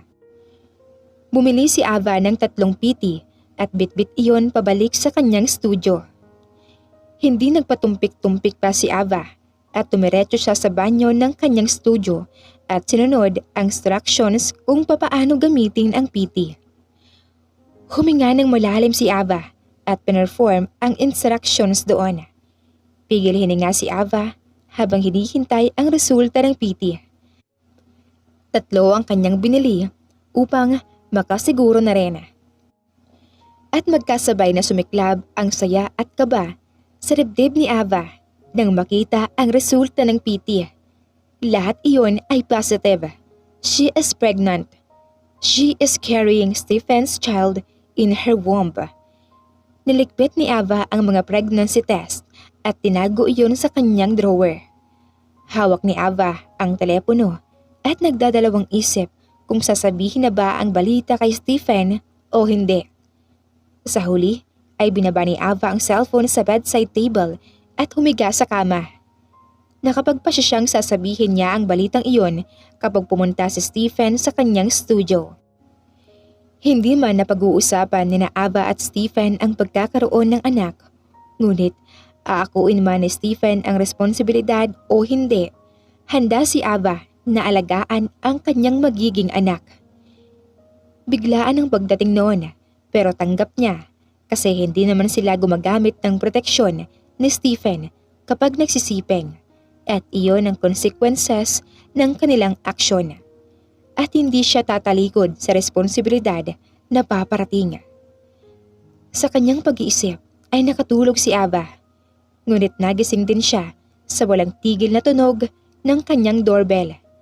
Ayaw pa sanang bumangon ni Ava at inaantok pa siya, ngunit hindi rin siya pinapatulog ng doorbell. Kumuha si Ava ng tawel at saka ayon kinapa sa kanyang balikat bago pumunta sa pinto upang bagbuksan kung sino man ang nagdo-doorbell ng walang tigil. Sinong... Nabitin sa ere ang boses ni Ava. Nang pagbukas niya ng pinto ay bumungad sa kanya ang isang babae na nasa late 50s nito. Maganda kahit may katandaan na ang itsura at sa tindig pa lang nito ay parang nagdedemand ng otoridad. Nakikilala ni Ava ang babaeng kaharap. Ito ang ina ng kanyang nobyong si Stephen. Nakita na niya ito sa larawan gamit ang telepono ng nobyo. Ma'am? Si Ava, ngunit sumingit si Leonor, ang ina ni Stephen. Can I come in? Matigas ang pagkakabigkas ni Leonor sa bawat salitang binibitiwan. Ma'am, wala po rito si Sir Stephen. Anang ni Ava. Tinignan ni Leonor si Ava mula ulo hanggang paa nito. Hindi ako narito para sa anak ko, iha. Nandito ako dahil ikaw ang sadya ko. Nagpipigil sa kanyang hininga si Ava habang magkaharap sila ng ina ni Stephen. Tanging juice lang ang na-offer niya sa kanyang bisita. Nasa maliit na dining sila sa kanyang studio at mas lalong nakaramdam ng hilo si Ava habang kaharap si Leonor. Inilibot ni Leonor ang tingin sa buong silid ni Ava at hindi na naitago ni Ava ang mga picture frame kung saan nakalagay ang larawan nila ni Stephen at maski ang iilang sapatos ni Stephen na naiwan sa bahay niya ay hindi na niya naitago. It's too late kung kukunin niya pa ang mga iyon at itago. Hindi rin ako magtatagal dito, iha. You made me go back home nang wala sa oras. Panimula ni Leonor. Kinagat ni Ava ang labi. Rumihistro ang kaba sa kanyang dibdib at pinagpapawisan ng matindi sa noo. Ma'am, umuwi ako rito mula pa sa France nang mabalitaan ko ang kinababaliwan ng anak ko nitong nagdaang mga linggo. Tumigil ito at huminga ng malalim. Nakarating sa akin ang balitang nagkanobya na pala ang anak ko rito. Trabaho ang inuwi niya rito sa Pilipinas. Ang pamamalakad ng Arnold Company ang kanyang inuwi rito. Pero iba na pala ang tinatrabaho. Seryoso nitong wika at galit ang meron sa mga mata ni Leonor habang nakatingin kay Ava. Bata ka pa, iha.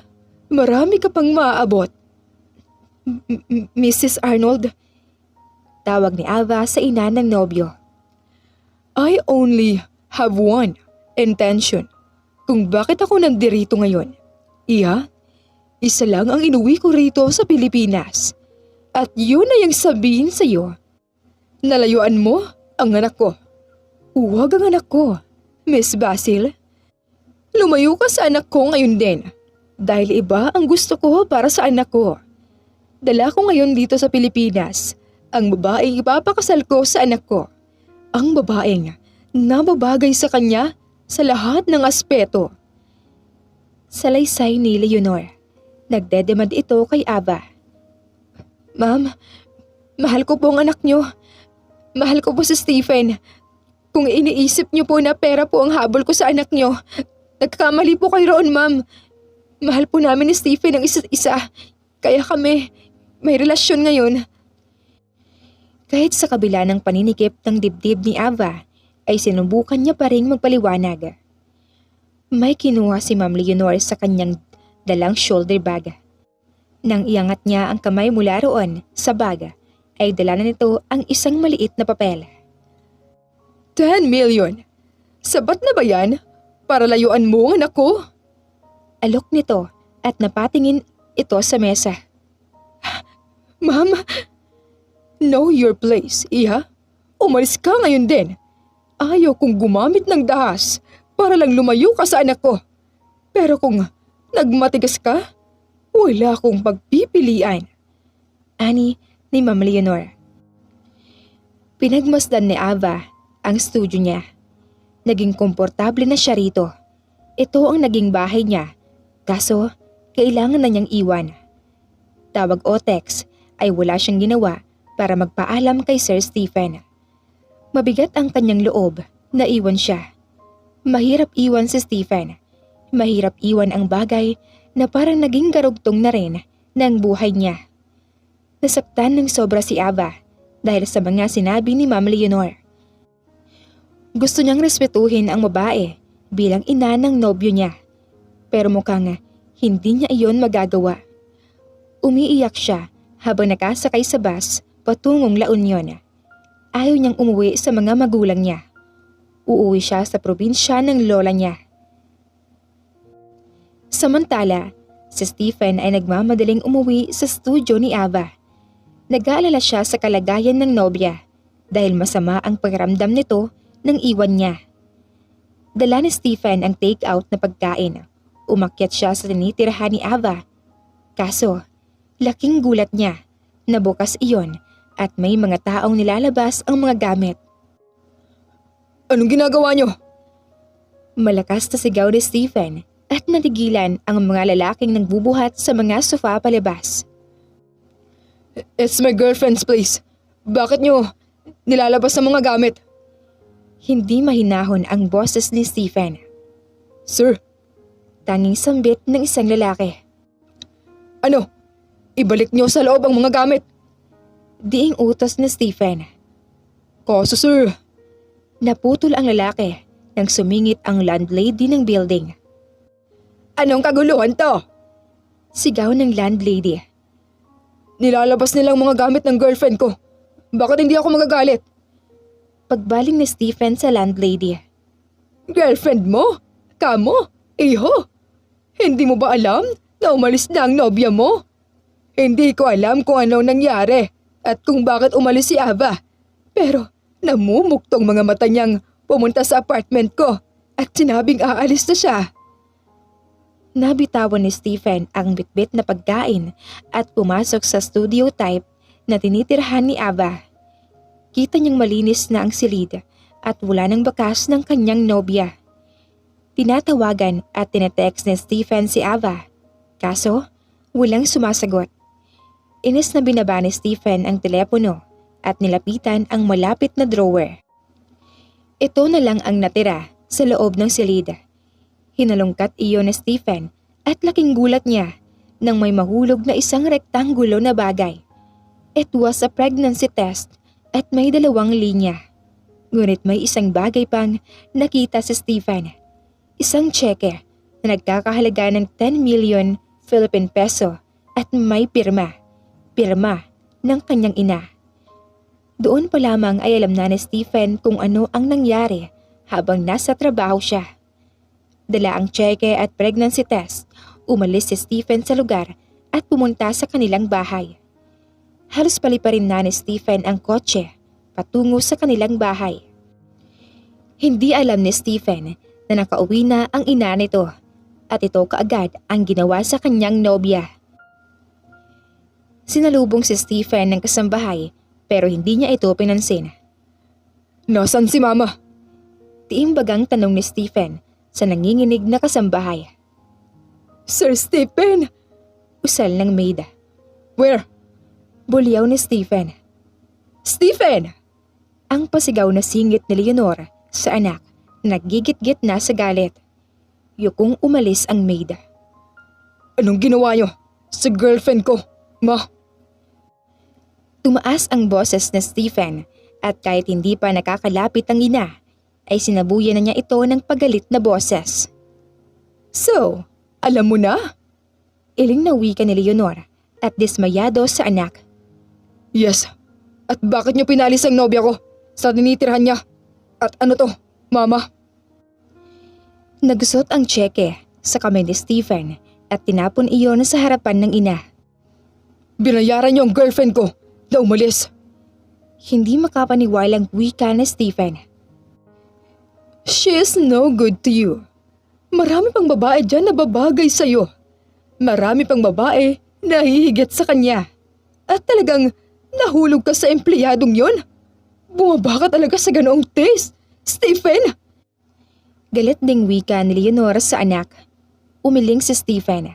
Hindi makapaniwala na lumalabas sa mga salita sa bibig ng ina niya. Yung pinalayas yung babae. Mahal ko yun. Ava is so good for me. Yes, maraming babae dyan. Maraming babae na mas hihigit pa sa kanya. Pero hindi nila mapapantayan ang halaga ni Ava sa puso ko. Wala akong pakialam kung empleyado natin siya o hindi. At hindi ko binaba ang taste ko sa babae. Ava is my standard. Nakangiting wika ni Stephen sa ina habang inaalala ang nobya. You don't know kung ano mga sinasabi mo. I know, Ma. I know it too well. Sapaw nito sa kanyang ina. Hindi ko matatanggap ang babaeng yun, Stephen. Halos maputol ang ugat sa leeg ni Leonora dahil sa malakas na sigaw. Wala akong pakialam, Ma. Hahanapin ko ang mag-ina ko. Tapos na ako sa pagiging sunod-sunuran sa mga gusto nyo. Final na saad ni Stephen at umalis ng kanilang bahay. Formal na mubaba si Stephen sa kanyang posisyon at umalis sa kanilang kumpanya. Wala siyang pakialam kung may mamanain pa siya o wala sa kanyang pamilya. He is ready. May pera siya at may mga investment na hindi alam ng kanyang ina. Sa loob ng 1 linggo, nahanap din ng investigators ni Stephen si Ava. Nasa La Union ito. Kahit na madaling araw, bumiyay si Stephen sa La Union at nang makarating siya sa tinitirahan na bahay ng nobya, nakita niya itong nagwawalis sa labas ng bahay at suot ang simpleng t-shirt at pajamas. Umagang-umaga, pero gising na ito at nagwawalis na. Hindi siya napansin ni Ava dahil abala ito sa ginagawa, kaya tinawag niya ito. Love. Malamyos na wika ni Stephen. Umihip ang malakas na hangin kasabay ng pag-angat ni Ava ng tingin sa nobyo. Stephen?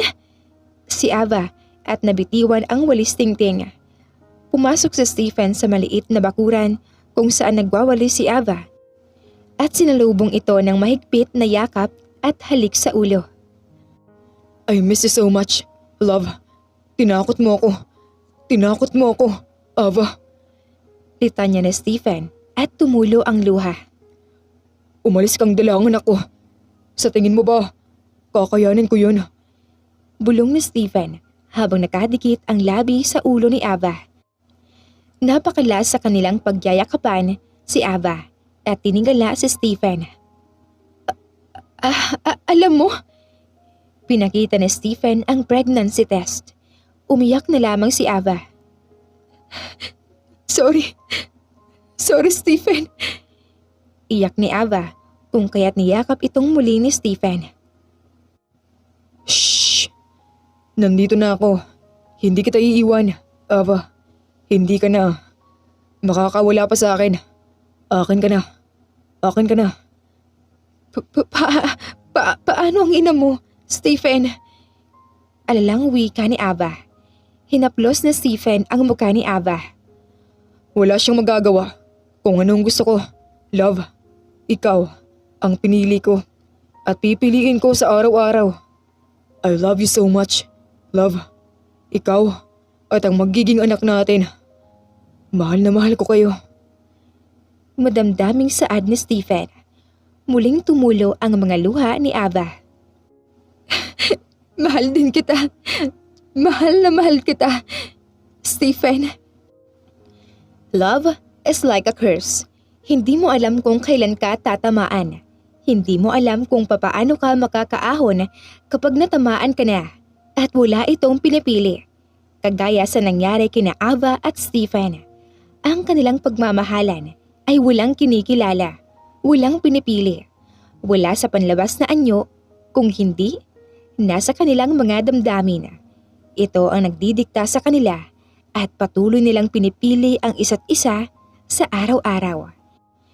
Isang pagmamahalan na sana lahat ay ganoon. Sa kasalukuyan ay namumuhay ng tahimik sina Ava at Stephen sa Caloocan. Doon bumili ng bahay at lupa si Stephen para sa kanyang pamilya at hinihintay na lamang nila na manganak si Ava. Ang ina ni Ava ay masaya sa anak at humingi ito ng tawad sa mga pagkukulang niya sa kanyang anak. Ang ina naman ni Stephen ay unti-unti na ring nagbabago at dahan-dahang tinatanggap si Ava sa kanilang pamilya. Nag-propose na si Stephen kay Ava pero ipapangnak na muna niya ang kanilang kambal bago sila magpakasal. Wakas.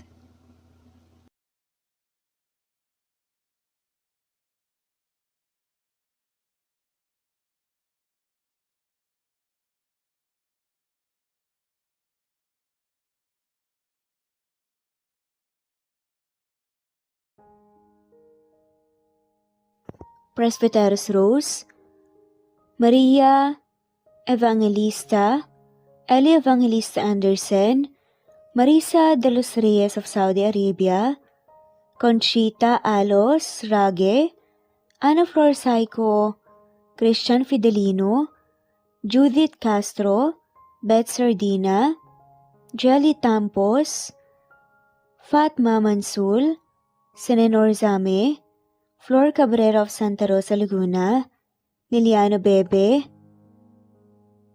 Ostonalito Elvi Candontol, Eli, Romana Gorospe, Marilyn Sasaki of Japan, Flordet, Elizabeth Tena, Rad TV of Hong Kong, Jean the Best of UK, Nizar Sams, Annie Hoson, Eli Bitasolo, Marilyn San Jose, Imelda Fortes of Calamba City, Violeta Irgarin of Kamsur, Flordet, Jessica Vargas, Jingjing, Rosa Franca Abelian of Cebu, Wendy Goth of Japan, Teresita Schmid, Theodora Gamit, Rebecca Tezuka of Japan, Nori, Bailin, Margie Angon of Maragondon, Batang Ibunan, Marilu Gulmatico,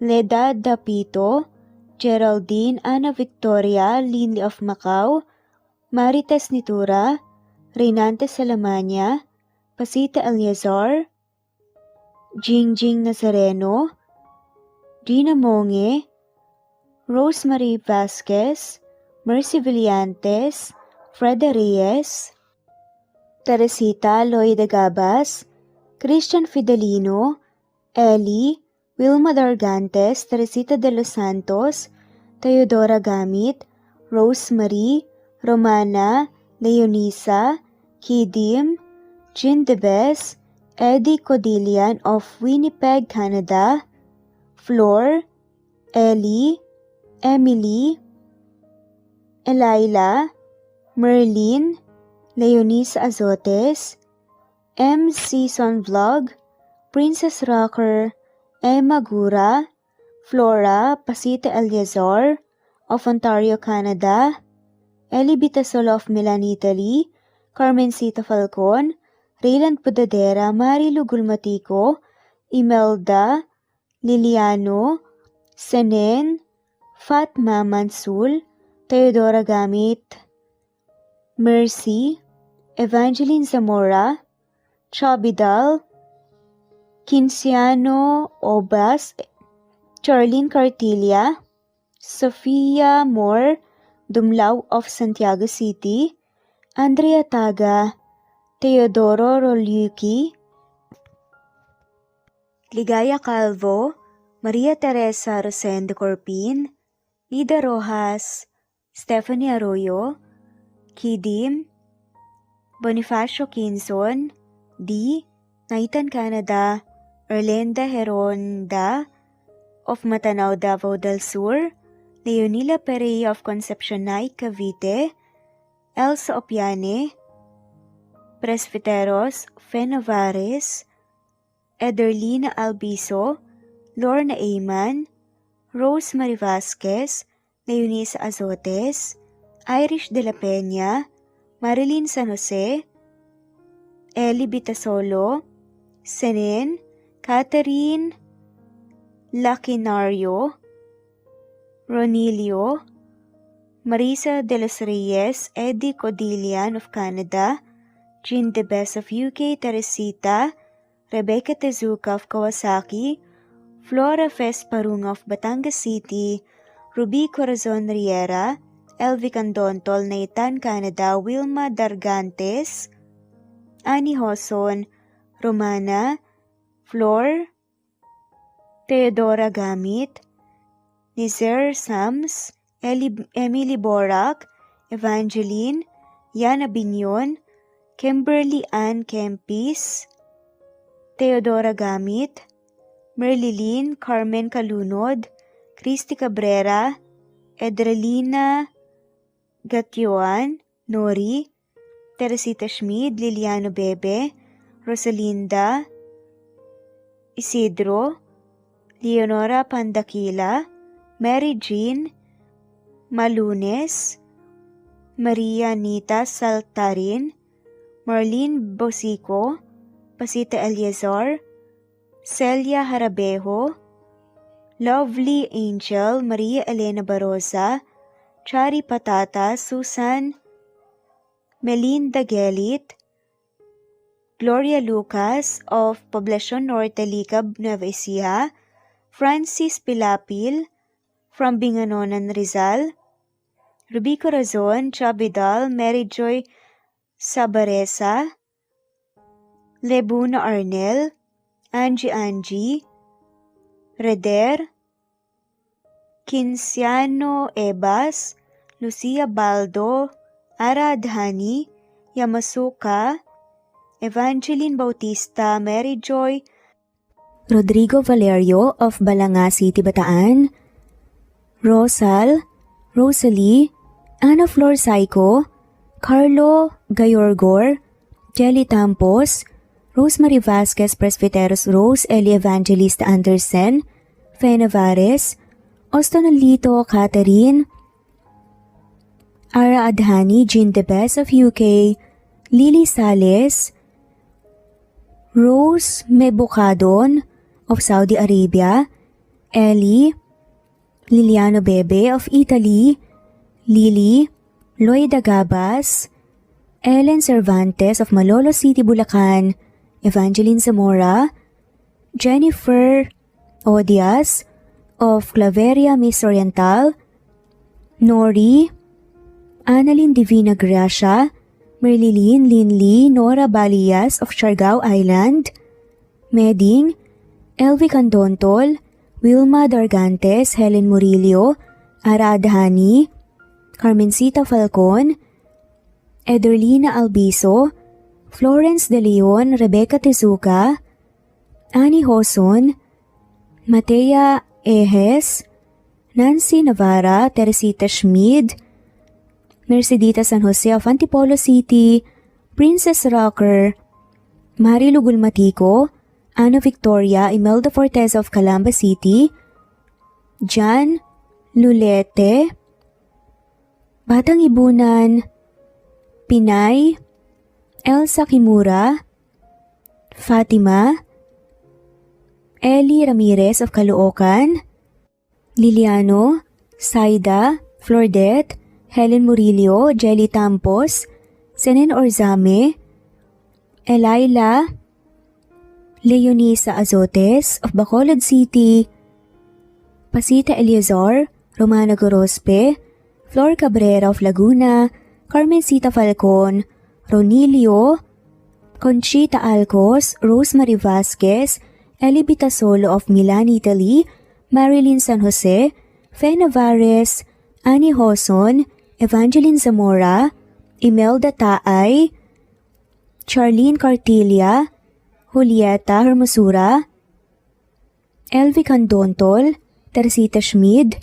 Marilyn Sasaki, Christina, Jessica Vargas, Christian Fidelino, Marie Cristal Hilario, Elsa Opiane, Princess Rocker of Riyadh, KSA, Marisa de los Reyes, Merlilyn, Juliet Panlilio, Daisy Blaza, Susan of France, Mercy Villantes, Renalyn Obenza, Wilma Dargantes, Not Green Fox, Carmelita Mendoza, Marilyn Babula, Berry, Liliano Bebe, Presbyteros Rose, Medel Talon, Jane, Lani Pardillo, Marlene Kayanan, Leonisa Azotes, D.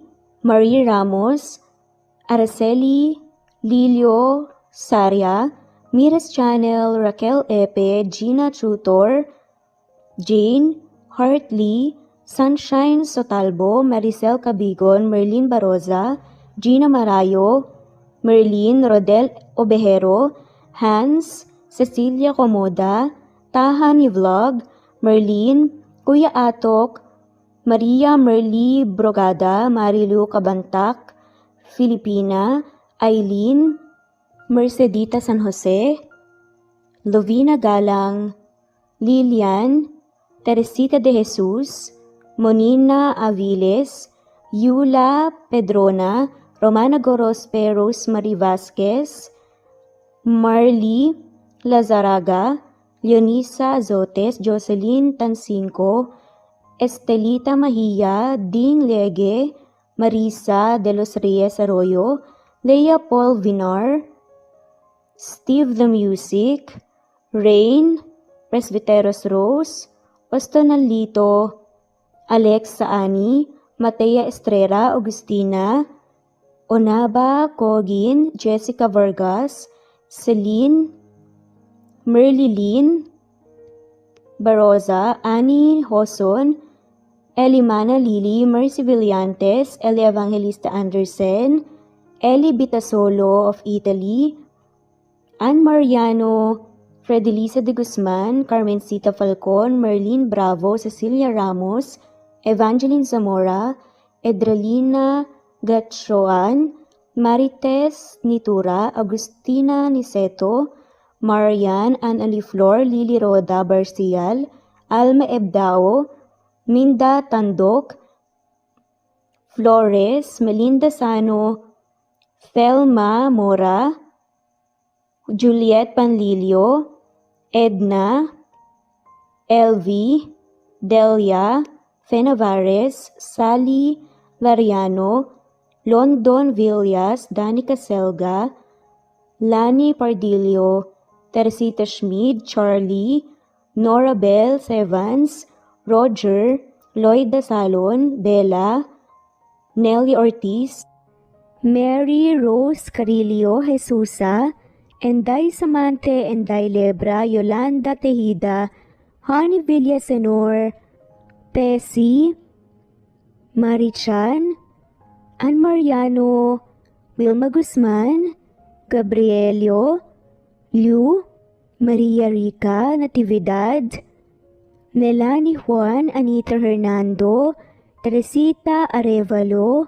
Raquel Magno, Carmencita Falcon, Flordet, Nat Green Fax, Luz Templo Nuevo, Teresita Schmid, Flor Cabrera, Virginia Salazar, Luz Templo Nuevo, Leia, Madeline Tagle, Wilma Villafuerte, Isaac Ablon, Menchita de Belen, Federico, Mercy Edrosolo, Fe, Adamson Machas, Quinshano Ebas, Eli Ramirez Elizabeth Gilas, Harem Ruhi, Julius Edna Romero, Charlie Angelina Samia, Emma Gadiano, Rosemary Vasquez, Lisa, Estelita Mahia, Elvi Candontol, Corazon Danke of University of Eastern Philippines University, Teresita, Neil Bacolor, Evangeline Zamora, Charlie Jane Clemente, Susan Upaga, Susan Rodrigo, Fred Deliza de Guzman, Juby Hernandez, Helen Murillo, Edarlina Fahil,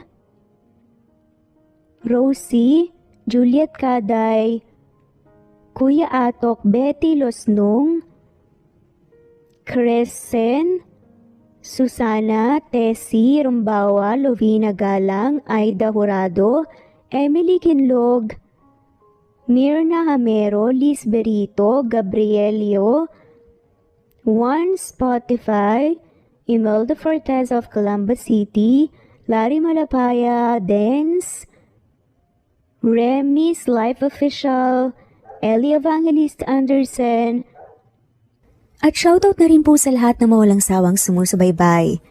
Sa mga gusto pong magpa-shoutout, i-comment lamang po ang inyong pangalan at kung tigisan po kayo para ma-shoutout kayo sa next video. Thanks for listening. Muli ito ang Cat Amazing Stories. God bless everyone.